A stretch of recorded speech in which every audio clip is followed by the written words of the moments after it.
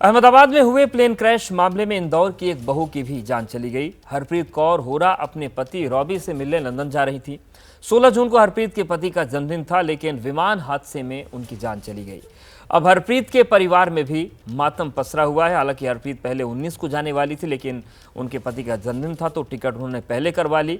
लेकिन उन्हें नहीं मालूम था कि ये जो टिकट की तारीख में बदलाव हुआ है, इसकी वजह कुछ और है और फिर इस प्लेन क्रैश में उनकी भी जान चली गई। हरप्रीत कौर होरा अपने पति रॉबी से मिलने के लिए लंदन जा रही थी, लेकिन ये सफ़र पूरा नहीं हुआ और अब हरप्रीत के परिवार में मातम है। इंदौर में जो उनके आसपास के लोग हैं, जो पड़ोसी हैं, हर कोई इस घटना के बाद स्तब्ध है।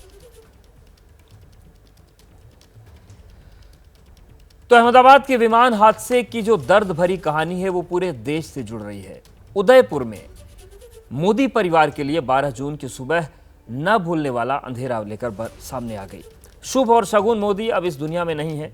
वो लंदन जा रहे थे छुट्टियां मनाने के लिए, कुछ सुकून के पल बिताने के लिए, लेकिन किसी को पता नहीं था कि यह सफर उनकी जिंदगी का आखिरी सफर बन जाएगा। विमान हादसे में शुभ और शगुन की मौत हो गई। दोनों लंदन में पढ़ाई करके नया स्टार्टअप करने की तैयारी में थे। शुभ ने लंदन से MBA किया था और एयरपोर्ट पर जाते वक्त उनकी कार ट्रैफिक में फंस गई थी, लेकिन दोनों अहमदाबाद की गली गली जानते थे। ऐसे में वो गलियों से होते हुए एयरपोर्ट पर पहुंच गए। परिवार में अब सिर्फ उनकी यादें ही रह गई हैं। कजिन ब्रदर के बच्चे हैं दोनों, एक बेटा और एक बेटी। बेटा बीटेक केमिकल में किया हुआ है लंदन से, और बिटिया ने है जो BA BBA किया है PDPU गांधीनगर से। तो लंदन किस लिए जा रहे थे? दोनों घूमने के लिए जा रहे थे। आपको इसकी जानकारी कैसे पता लगी? क्या है? उसकी दादी का फोन आया था जो अहमदाबाद में है, वहीं से लास्ट वो रवाना हुए थे और उसके बाद में एयरपोर्ट पहुंचे। उन्होंने टीवी पे जैसे ही शॉट देखा तो उन्होंने इमीडिएट फोन किया।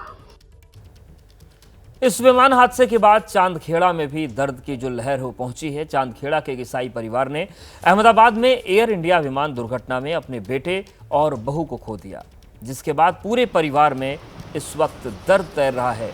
पति पत्नी फ्लाइट से लंदन लौट रहे थे। डेविड भाई अपने बेटे और बहू को एयरपोर्ट छोड़कर लौटे थे।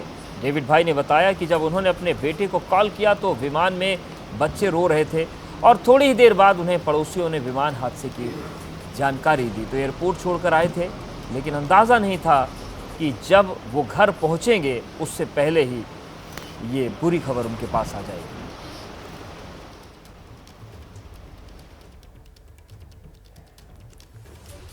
क्रैश होने के बाद विमान डॉक्टर्स हॉस्टल पर जा गिरा, जहां पर मेस में डॉक्टर्स खाना खा रहे थे और इस हादसे के बाद मेस की एक महिला कर्मचारी और उनकी 2 साल की बच्ची लापता है, जिसकी तलाश के लिए उनके परिजन अब दर दर भटक रहे हैं और उम्मीदें लगाए हैं कि शायद कोई चमत्कार हो जाए। यहाँ पर मेरे साथ में एक शख्स है। पहले एक तस्वीर आपको दिखा देता हूँ। वो अपनी पत्नी की तस्वीर लेकर के, प्रहलाद भाई हैं, अपनी पत्नी सरला बेन की तस्वीर लेकर के यहाँ अस्पताल में मॉर्चरी के बाहर पहुँचे हुए हैं। आखिर कहाँ थी सरला बेन, कब से नहीं मिल रही है? प्रहलाद भाई से ही जानते हैं। प्रहलाद भाई, आपकी अपनी पत्नी की तस्वीर कहाँ कहाँ दिखा चुके हैं? ये कहाँ कहाँ लेके जा चुके हैं? जहाँ कोई बताओ पूछे तो पता करेगा भाई तुम्हारे औरत का क्या नाम है क्या नहीं, तो फोटा दिखाता हो तो वो नॉट नहीं कर रहा इसका। तो आप वहाँ पर भी लेके गए थे जहाँ पर साइट से, जहाँ पर एक्सीडेंट हुआ है? ये ત્યાં तो मैं ત્યાં खुद गया था, पर ત્યાં तो मेरे मालूम पड़ जाए मेरी औरत है, मेरे बच्चे हो तो मेरे मालूम पड़ जाओ ना। यहाँ कदाक रिपोर्ट विपोर्ट हो, कदाक तपास कदाक दिखाओ तो मालूम पड़ जाओ। इसके लिए पूरा लेके भी DNA सैंपल के लिए खून दिया है क्या? दिया है, सब छोकरा ने दिया है। हाँ, अच्छा, आपके बेटे ने भी दिया है। आप ये कब से, कल जब से ये दुर्घटना हुई उसके बाद से नहीं मिल रही हैं? नहीं, कल से हम ढूंढ रहे, नहीं मिल रहा है। क्या काम करती हैं सरला बेन? क्या काम करती हैं? रोटी पकाते, सब्जी बनाते और खाना खिलाते सबको, छोकरे को। 10-15 साल से रसोई करता है, डॉक्टर से बच्चों से रसोई करता है सब। मतलब मेस में जो है वो खाना बनाती है? खाना ही पकाते हैं। 45 साल उम्र है सरला बेन की और ये फिलहाल मिसिंग है। इनको, इनके पति प्रहलाद जी को भी नहीं पता है कि आखिर कहाँ हैं। कल जब जो दुर्घटना हुई उसके बाद से नहीं मिल रही हैं। मिल जाए तो हमारे बच्चे मिल जाए, औरत मिल जाए तो हमारे बच्चे भी नहीं है। कितनी बड़ी बच्ची? 2 साल की है। 2 साल की बच्ची? वो बच्ची इनके साथ में थी, सरला बेन के साथ में? हाँ, माँ अपनी बेटी को लेकर के, क्योंकि 2 साल की, ये देखिए ये तस्वीर हम कोशिश करते हैं कि दिखा सकें। इस वक्त मेहरबान अगर आप जो दिखा पा रहे हो तो ये देखिए 2 साल की बच्ची जो सरला बेन के साथ में थी, माँ अपनी बेटी को लेकर के गई थी, मेस में खाना बनाती हैं, 45 साल उम्र थी, लेकिन जब से दुर्घटना हुई है उसके बाद से ना तो इनका पता है। दिखाइए, यहाँ तस्वीर दिखाई है, ये देखिए, ये जो है ये बच्ची भी मिसिंग है और सरला बेन भी मिसिंग है। प्रहलाद भाई उम्मीद कर रहे हैं, दुआ कर रहे हैं कि इनकी कोई जानकारी मिल जाए, लेकिन अब तक मिली नहीं है। थक हार करके मॉर्चरी के बाद शव गृह के बाहर पहुंचे हुए हैं। डीएनए का सैंपल दे दिया है कि हालांकि दुआ यही कर रहे हैं कि ये सब झूठ हो, डीएनए सैंपल की ज़रूरत ना पड़े, क्योंकि एक माँ और एक बेटी मिसिंग है।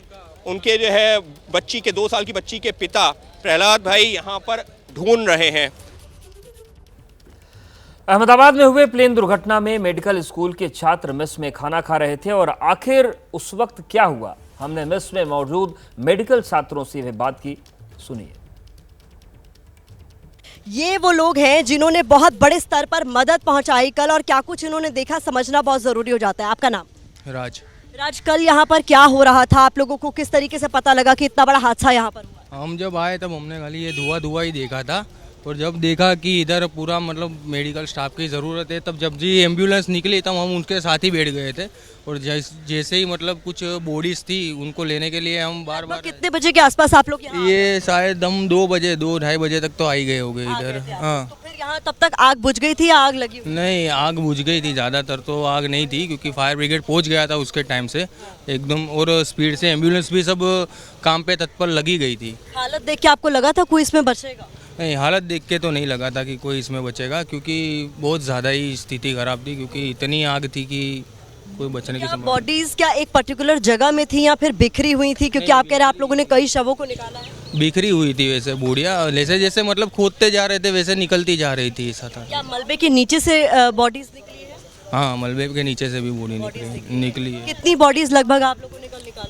कल हम वैसे कोई गिनती तो नहीं की है, लेकिन ज़्यादातर एम्बुलेंस चालू ही थी, एक मतलब 15-15, 20-20 मिनट में हम आते रहते थे, बॉडी उतार के ऐसे कोई ज़्यादा था। तो मतलब कितने, आप कह रहे हैं लगभग 30-40 बॉडीज आप लोगों ने निकाली है यहाँ से? नहीं, इतनी सारी तो नहीं निकाली, लेकिन हाँ 20-25 बॉडी तो होगी शायद। 25 बॉडीज आप लोगों ने यहाँ से निकाली हैं, और किस हालत में थे वो शव? वो शव मतलब पूरे बिखरे ही पड़े थे, ऐसे कोई जला हुआ, कोई सिकुड़ा हुआ, ऐसा इस टाइप से। और उसको देखकर आप लोग को तो ये समझ में आ गया होगा कि जो हालत था, जो रैकेज था, यहाँ कोई बचा नहीं होगा, ऐसे ही लगा होगा? हाँ, ऐसा ही लगा है। अच्छा, आप कह रहे मतलब जो हमें जानकारी मिली है करीब 1:40 के आसपास ये सब कुछ यहाँ हो चुका था। 2-2:30 बजे आप लोग यहाँ पर थे, हेल्प करने के लिए आप लोग आ गए थे। क्या देखा आपने यहाँ पहुँचते सबसे पहले तो यहाँ पर बहुत धुआं हो रहा था, फायर ब्रिगेड सब, पुलिस वाले सब थे यहाँ पर, सब लोग आग बुझा रहे थे, सब कर रहे थे।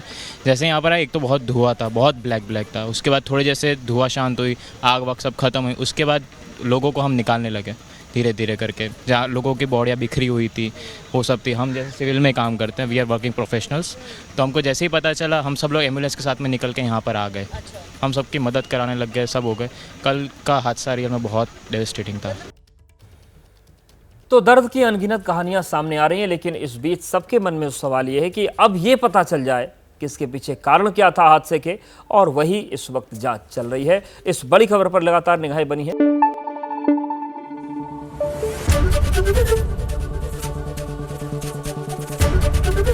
एबीपी न्यूज आपको रखे आगे।